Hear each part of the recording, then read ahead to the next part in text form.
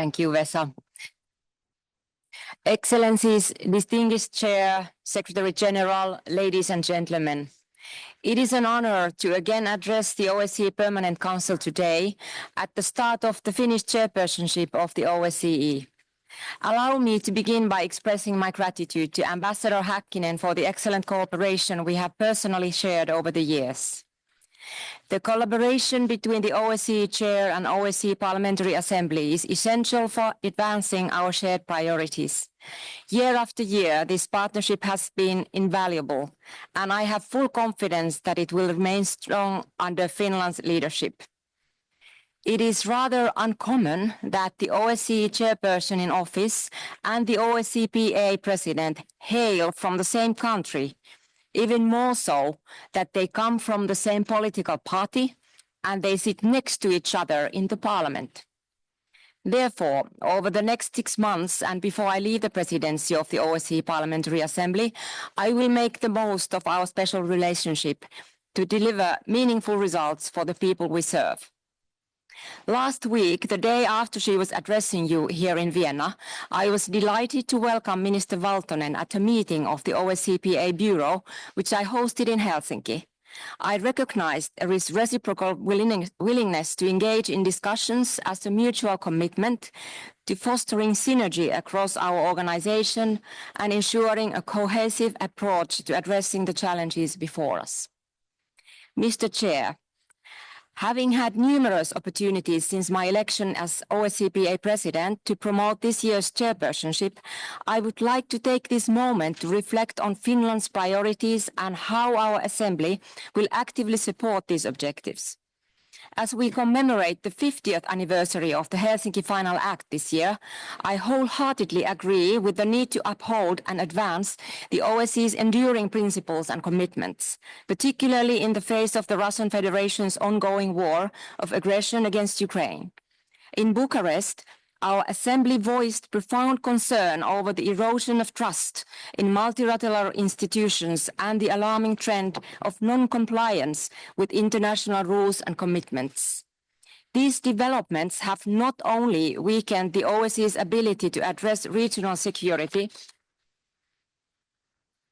but have also intensified geopolitical competition, even in regions like the Arctic, once considered exceptional territories of dialogue and cooperation. The increased strategic interest in Greenland is a reminder that no region is immune to these pressures. Reversing this trend and reaffirming the core values of the Helsinki Final Act must therefore be a collective priority for every participating state, both in the East and the West. These principles must be upheld across the entire OSCE region, without exception. Paying lip service is no longer enough. We must actively defend the principles of self-determination, territorial integrity, and the broader foundation of our security architecture.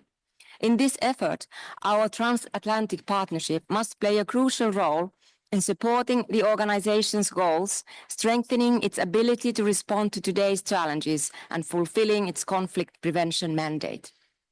Mr. Chair, I particularly welcome our emphasis on resilience.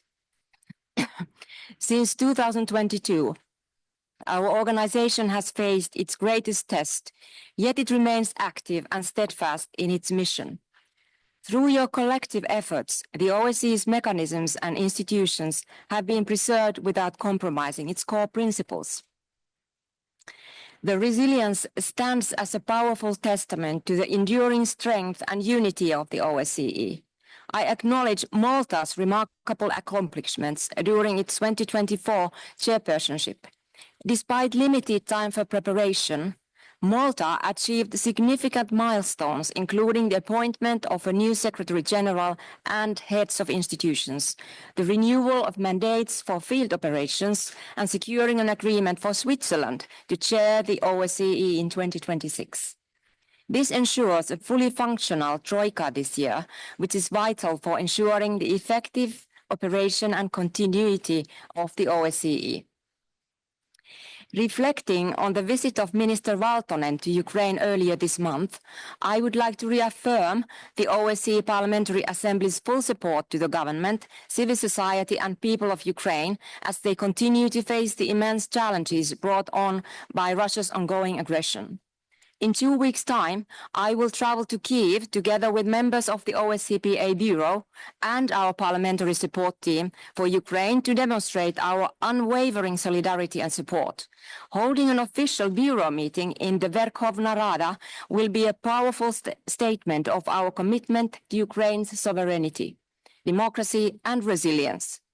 During this visit, we will also highlight the urgent need for the release of the 3 OSCE officials detained in Donetsk and Luhansk.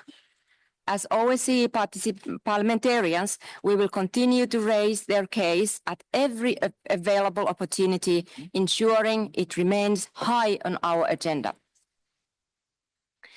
The change of administration in Washington, D.C. has undoubtedly raised expectations for a settlement. However, any such resolution must involve Ukraine at its core, just as any discussion about the future of European security must involve close cooperation with Europeans. This underscores the need for our organization to continue proving its relevance in tackling the complex challenges posed by the war in Ukraine. We must remain prepared to contribute meaningfully, whether through fact-finding missions, monitoring activities, or confidence-building measures to support a just and sustainable peace.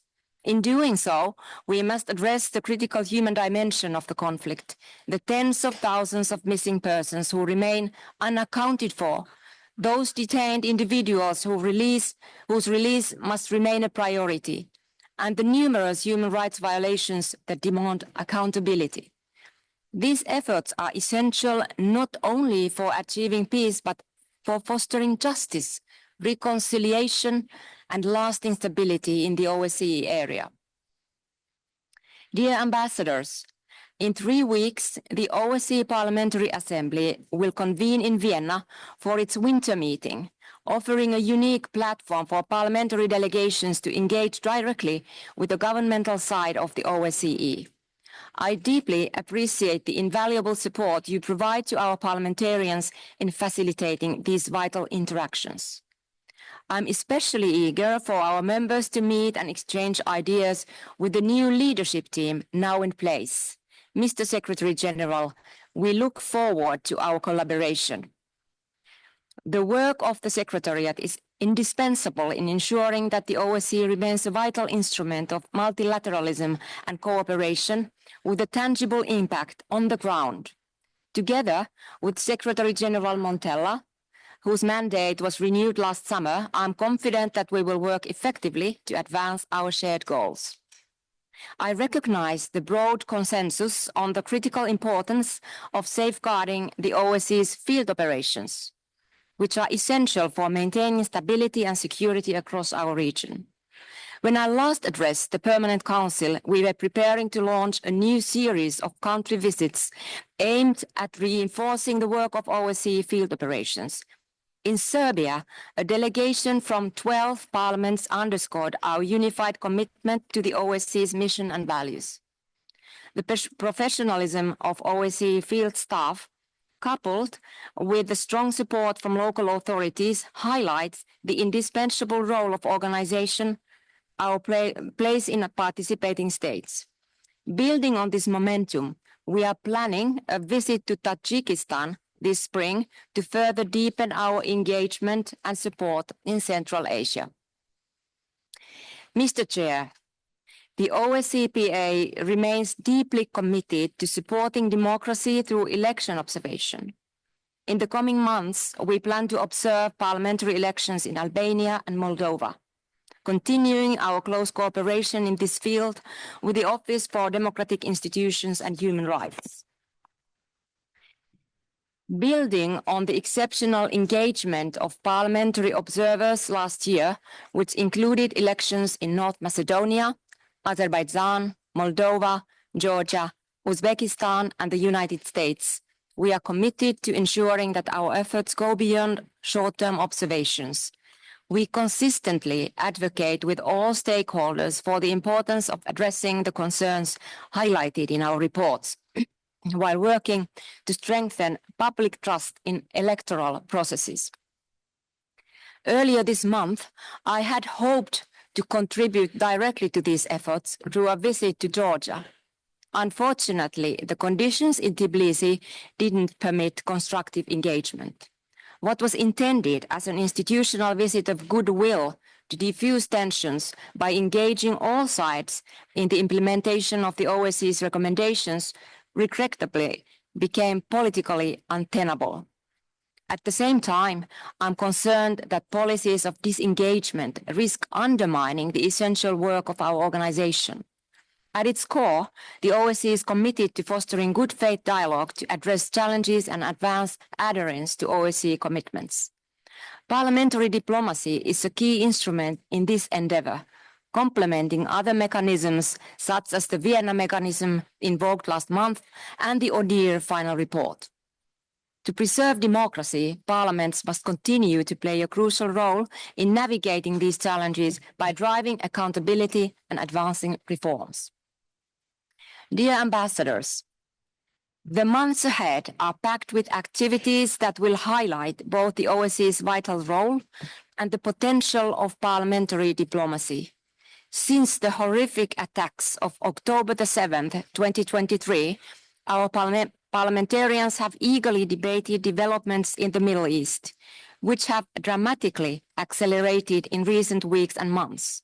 In response to these pressing challenges, our Assembly will continue working in the region to promote international cooperation and to support efforts aimed at achieving stability and development.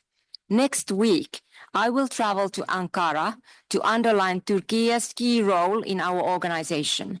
I'm especially grateful for the generous offer from Turkish Parliament to host our autumn meeting in 2025.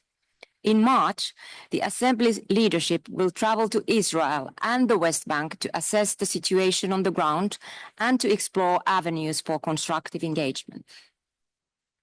The unfolding events in the Middle East have significant implications for many areas of the OSCE Parliamentary Assembly's work. Both the Ad hoc Committee on Migration and the Ad hoc Committee on Countering Terrorism are closely monitoring these developments, which intersect with their mandates. Our special representatives continue to play a vital role in shaping our Assembly's response on topical and regional issues. Addressing the complex and sensitive challenges on the OSCE agenda requires coordinated international efforts, and our Assembly is committed to contributing to these discussions. Mr. Chair, dear Vesa, as we look to the future, the OSCE finds itself at the defining crossroads. The 50th anniversary of the Helsinki Final Act presents not only a moment to reflect on the enduring principles that have guided our organization, but also a call to action, a challenge to adapt and reaffirm these principles in the face of unprecedented global pressures. In 2008, as he opened the last Finnish chairpersonship, then Foreign Minister and later OSCE EPA President Ilkka Kanerva remarked, "Helsinki has always had a special role tied to turning points in the history of this organization. I trust that this year will be no different." Today, those words resonate with even greater significance as we confront new and evolving threats to European security. In this pivotal year, the OSCE Parliamentary Assembly will remain a strong partner in advancing our shared goals. We will continue to leverage the power of parliamentary diplomacy to address the pressing challenges facing our region and the world. Whether through our election observation missions, support for field operations, or our direct engagement with governmental actors, we are committed to ensuring that our efforts translate into tangible benefits for the people that we serve. As we move forward, it is crucial that we strengthen collaboration across all pillars of the OSCE. This means fostering even stronger partnerships between the governmental and parliamentary sides, enhancing the efficiency of our mechanisms and cultivating unity among participating states. The months ahead will be challenging, yet they also present significant opportunities. Mr. Chair, distinguished colleagues, allow me to conclude by expressing my confidence that under Finland's leadership and with the continued efforts of this Assembly and the broader OSCE community, we can make meaningful progress toward recapturing the spirit of Helsinki. Thank you, and I look forward to your questions and comments.